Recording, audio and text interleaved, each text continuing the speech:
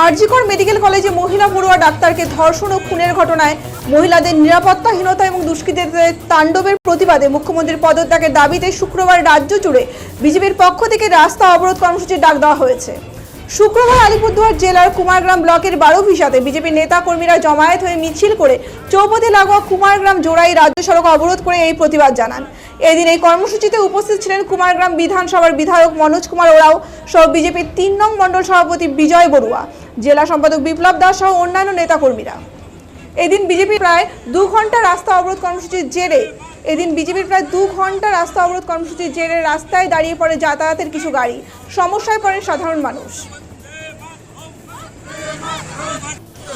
আপনারা প্রত্যেকেই জানেন 9 আগস্ট আরজিকরের আমাদের বোনকে যেভাবে করে ধর্ষণ করে খুন হয়েছে তার তীব্র ধিক্কার আমরা জানাচ্ছি। আমাদের বিভিন্নভাবে আমাদের প্রতিবোধ আমরা জানাচ্ছি।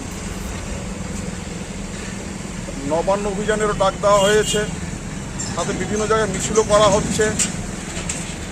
আজ আমরা পশ্চিমবঙ্গের সমস্ত জায়গায়, বিশেষ করে আমার এই বিধানসভার 6-7 জায়গায় আমরা 2 ঘন্টার জন্য 2 থেকে 4 অবধি আমরা পথ অবরোধ করেছি এবং সফলভাবে আমরা এটা করতে পেরেছি।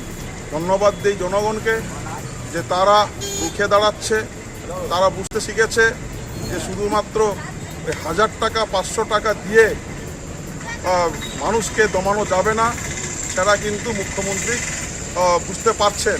আমরা স্বাস্থ্যমন্ত্রীর পদত্যাগ দাবি করছি, সেই সাথে যে সমস্ত দুষ্কৃতীরা এখনও পর্দার আড়ালে আছে তাদের যা ধরা হয় সে দাবি আমরা রাখছি।